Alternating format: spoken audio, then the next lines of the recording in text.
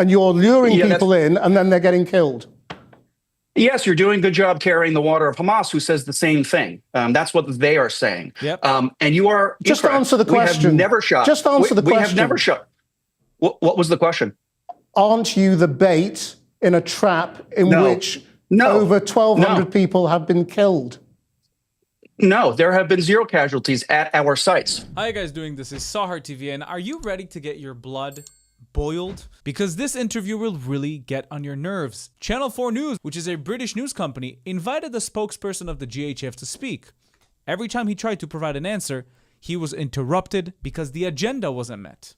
Let's take a look. Well, Mr. Fay, I mean, if we could begin with a few sort of just simple factual questions, because there's quite a lot that's not known about the GHF. So let's start with a fairly simple one. Where has all your funding come from since May?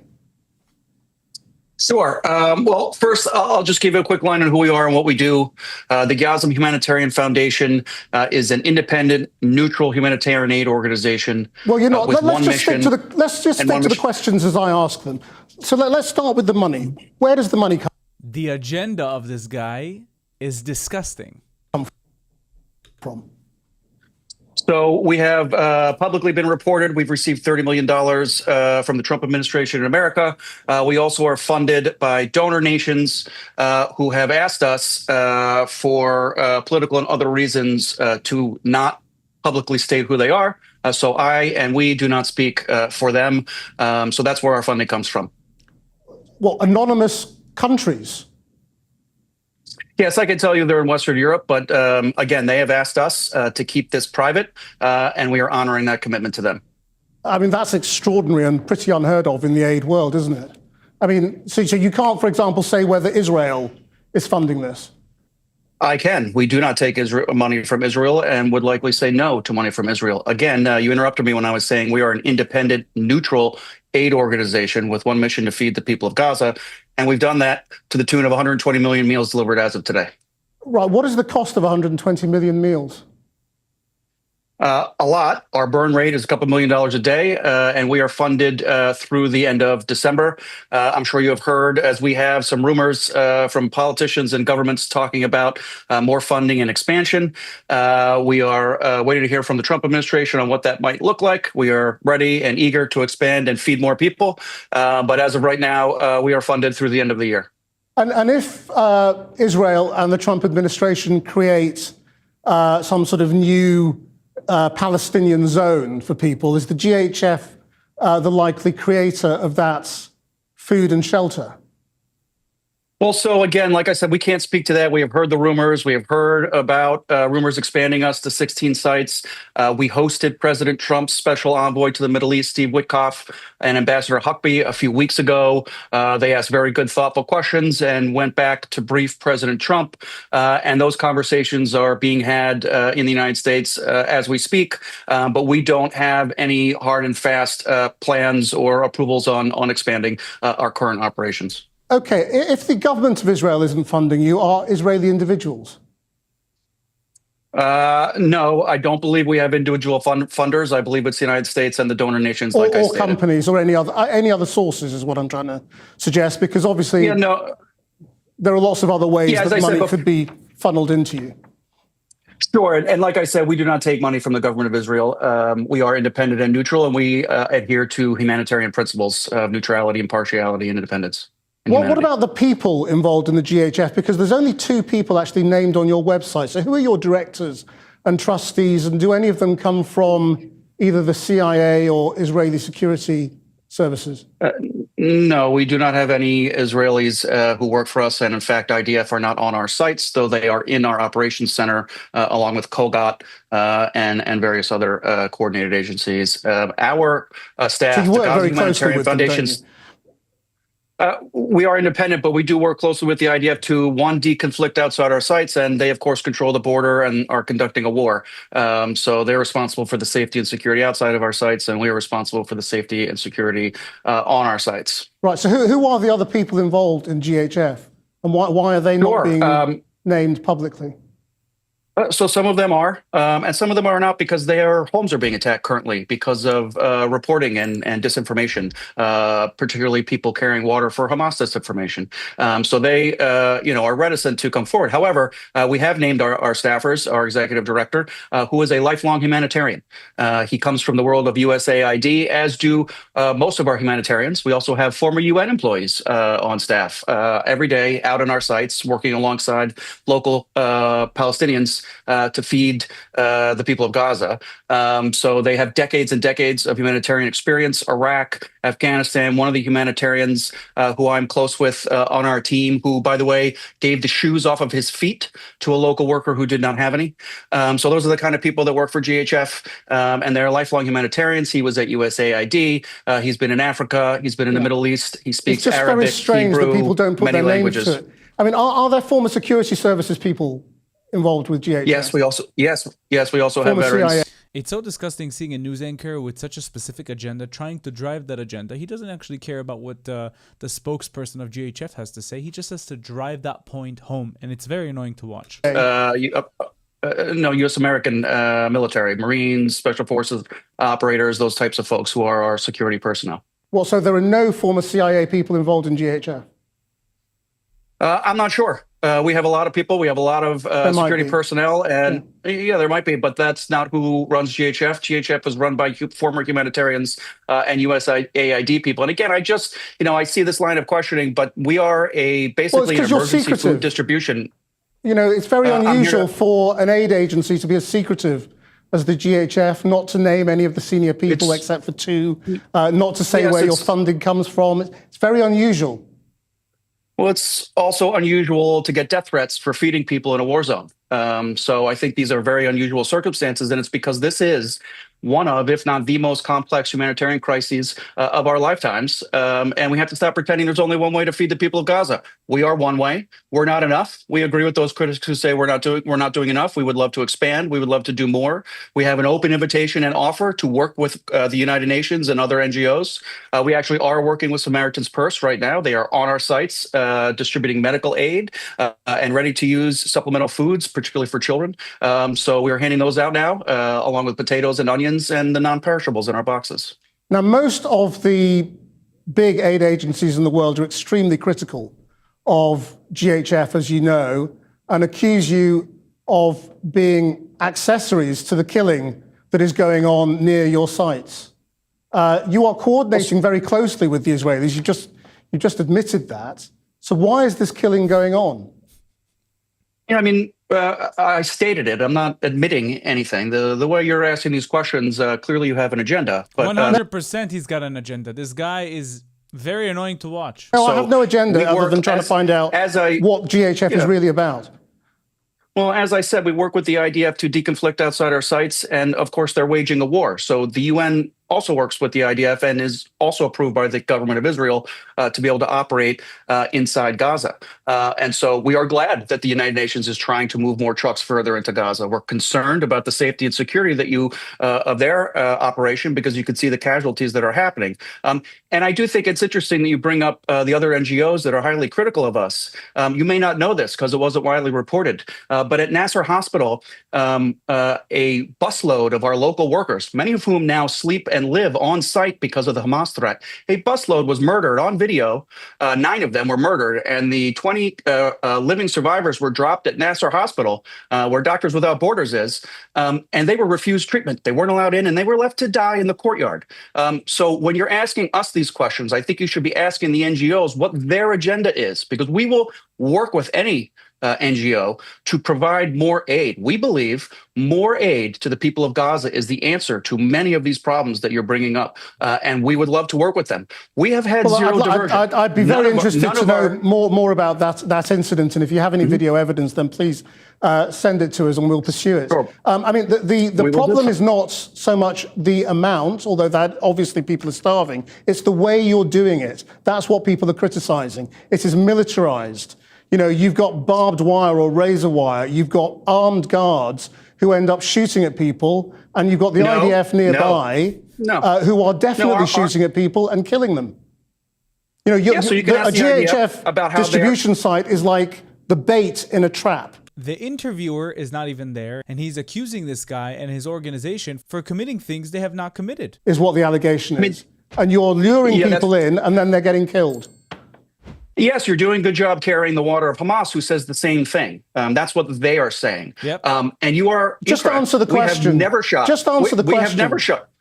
What was the question? Aren't you the bait in a trap in which over 1,200 people have been killed?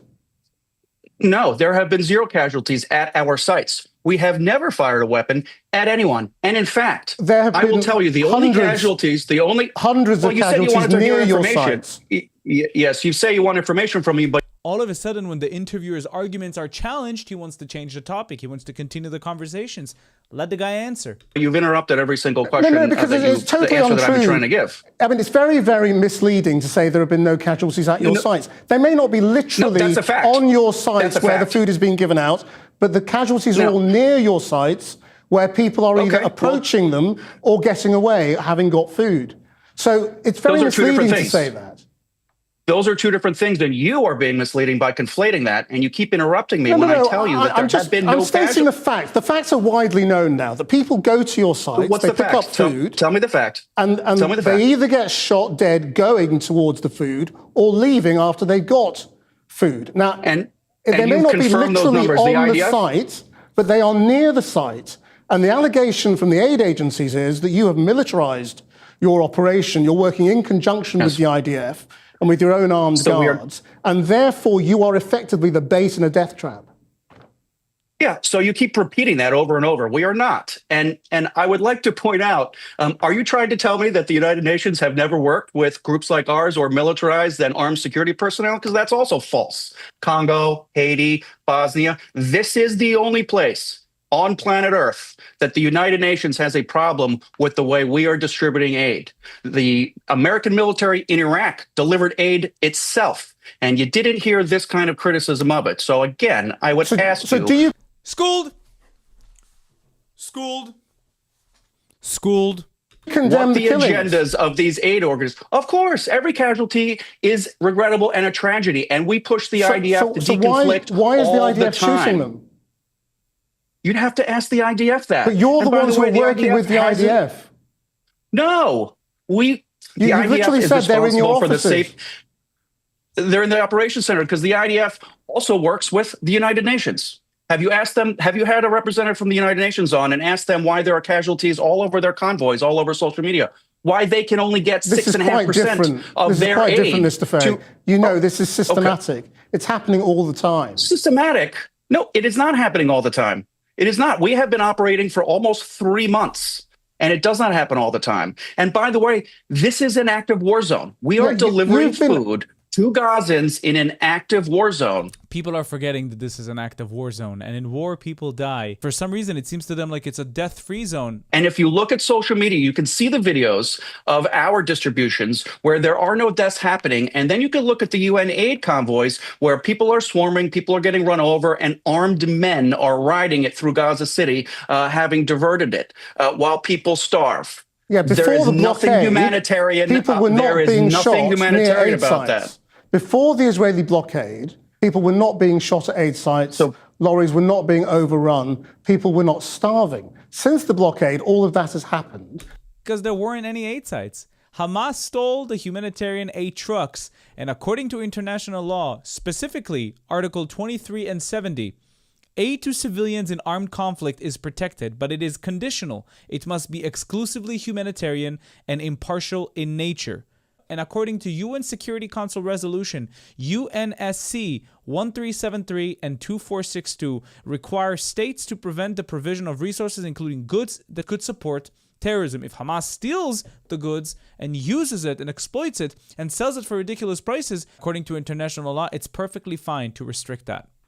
You've taken over the operation and the distribution of aid to a massively inadequate degree, which is why people are starving. That's also not true. And now people but that's also getting shot. Well, it is true. We were never meant. No, we were never meant to replace the UN. The UN is operating. The UN was stopped by Israel. Yes, and lots of the agencies have been stopped and you have been brought No, in. not currently. And you won't Not say currently. what the truth is behind your organization. That's false. Because the suspicion That's is false. that you're an Israeli-American creation to enable the Israeli policy in Gaza. If you'd let me get an answer out, maybe I could answer some of these questions, but that is false. The UN is allowed to operate now. And by the way, during the blockade, we pushed publicly. You can fact check this yourself, and so can your audience. Go to GHF.org or just Google it. We push publicly for the United Nations to also be allowed to operate. We have an invitation to collaborate with the UN. We agree that we are not doing enough. We are not enough. They We are don't not collaborate with you because to... you break all the rules of impartial aid rules? delivery. You're rules? not neutral and you're not impartial. You're working hand in glove with the Doesn't sound like Israelis you're very and neutral helping either, them sir. deliver their Doesn't- policy objective. Yes. Doesn't sound like you're very neutral either. You're doing a very good job communicating Hamas disinformation to me and asking these questions over and over. I have told you there are no casualties at our You can site. make personal attacks on journalists who ask awkward questions. It's fine. The facts are clear for everybody. More than 1,200 people are dead trying to access the aid that you're giving out. What facts? The people stated that 1,200 people died is Hamas, not the IDF. The IDF denies shooting deliberately at civilians. Warning shots were fired, but nobody can provide me a single video evidence of soldiers shooting civilians deliberately at aid sites. Why? Because they don't exist. Your operation is not working. Those casualties are not confirmed. All say that you're getting I'm it not wrong. denying that there are casualties. I'm not denying those casualties. These are experts that refuse medical aid to Gazans. We have refused no one medical aid. I have been there. I have seen us patch up kids with cuts and slashes and take care of pregnant women. And like I said, Samaritan's Purse is now distributing medical aid on our sites every single day. And we have never turned anyone Samaritan's away. Purse is a very specific aid agency, and it's not. It's an American agency that's involved with religious groups in America. It's quite different to a lot of the international agencies. So you would have them stop to No. I'm just saying that they are a specific religious type of agency. They're very important in places like Sudan. I've seen them on the ground. But the not fact important is here. that Not important in Gaza. Why are they not important in Gaza? Oxfam, the UN, Médecins Sans Frontières, all of those people are deeply critical of what you're doing, and you're not taking it on board. Yes, you're bringing up agencies who have literally publicly refused and let people die in the courtyard of a hospital. No one has died on our sites. We administer aid and food, and we have not turned anyone away. And we've delivered 120 million meals They're being to the shot people. dead. Some of those casualties, again, are from the Gaza Ministry of Health, a Hamas agency. The IDF has trouble confirming some of those and can't confirm the numbers that you are using, and neither can we, because we have not been involved in any of those shootings. In which people are starving to death. I mean, you can't get enough. So we are trying to give them food. So I, again, shutting down GHF, which you seem to be advocating for, and the I'm not advocating for anything. I'm trying to ask you why you're making such a mess of it. No, he seems to be advocating to shut off GHF. And then what's going to happen? The UN is going to start delivering aid. Hamas is going to loot it again, and the cycle continues. That's exactly what Hamas wants. Hamas lost a lot of money since GHF has opened because they take the control over the food. And Hamas benefited from it. That's how they were able to pay their workers. That's how they were able to pay their soldiers. And now it's taken away. How do you answer a question like that? You clearly have a point of view, and we're having a debate. You're not having an interview. We have delivered 120 million meals to people who need it. Which is a fraction of what's needed, United Nations isn't it? convoys. That is less than 1 meal a day for the population of Gaza. I've said that over and over again. I have said that over and over again. We agree. We're in heated agreement that we should be doing more, and we would love to do more. We would love to work with other operations. And have you given the UN such scrutiny about why? Have you asked them why only 6.5% of 1,100 trucks made it to where they're supposed to go? Have you asked them about that? Have you asked them why there are casualties, why truck drivers are being shot? We have an impasse here between your organization and the UN and the other aid agencies. Are you prepared to invite them in to benefit from their experience and their expertise? And then listen to them when they tell you how to change? Well, absolutely. And the first thing I would say is we have had an outstanding offer to help, an invitation to collaborate for weeks now. And actually, our leadership back in the United States has had meetings last week with some United Nations officials that we have described as productive.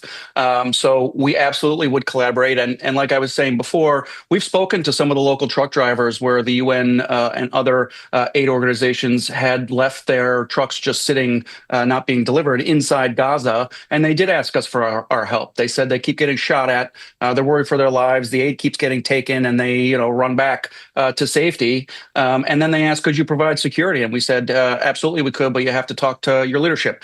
So absolutely, as hard as we've been on the UN and myself today, we would love to work with them. Again, we believe more aid is the answer. We would love to scale. And by the way, a good humanitarian organization would put itself out of business, right? So if the full need is met, if the United Nations can prove that they can fulfill the full need, which they haven't, which is why there's these issues, why we exist at all, we could scale back even, or become advisory, or provide security. There are any number of ways we can work together with the United Nations, and we are very hopeful that we can achieve that very soon. I mean, just on that, obviously, it is not the case that the UN was unable to provide enough aid. It is the case that Israel brought in a blockade and then brought in the GHF. Well, they replaced the existing aid infrastructure with you guys, and you created this new unique setup which has never been seen anywhere in the world before. That's also not true. So we are a little different, I agree, but it's not true. As I said before, the UN has worked with armed security personnel many times in the past. Bosnia, but Haiti, you are Congo, a creation Sudan. just for this setup, aren't you? I mean,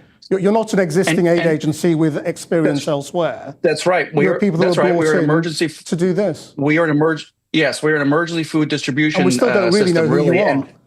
Yo, can the guy let the person speak? Can he let him speak? He's the worst interviewer by far I've ever seen. He's the worst. Well, what I would say about what you said about the United Nations, their own metrics came out this week. Their own metrics. They can't get the aid where it's supposed to go. They have a 93.5% diversion rate. That's an A grade in getting your aid stolen. That's so totally it is untrue. not the case. Where's that number come from? No, it's from the UN, the United Nations. When you say diversion, what do you mean by diversion? The trucks do not get to their destination. They are taken, or they are stopped, or they are attacked by desperate, hungry people. I mean, the fact is that Gaza wasn't situation. hungry when the UN was in charge of distributing aid. And since you've been in charge, people are starving to death. People are not starving to death. People are getting their food. We can see them with boxes. We can see them smiling. We can see them thanking the Americans. But this disingenuous journalist, he's here to show you an agenda, a narrative. A narrative to paint a picture that the GHF is bad and that the UN needs to go back. I don't know why he's doing it. I really don't. But I think the GHF is doing a great job. They've been able to provide a lot of food to a lot of Gazans. Do they need to provide more? Potentially. I don't think Gazans are starving. I'm not seeing Gazans are starving. Look at the vlogs from Gaza. People are able to get food. They're able to bake their bread. Don't rely on Western media. Try to rely on independent journalists, on people who are actually on the ground, on people who can actually give you a reliable testimony. Most certainly not this journalist, and most certainly not Hamas. Thank you for watching this video. Don't forget to like, comment, and subscribe to the YouTube channel. If you'd like to support me financially, you can use Buy Me Coffee or Patreon down in the links in the description. Please don't forget to join the Discord in the link below, and now you can become a YouTube member and enjoy specific YouTube perks. Thank you for being here. I'll see you in the next video. Bye-bye.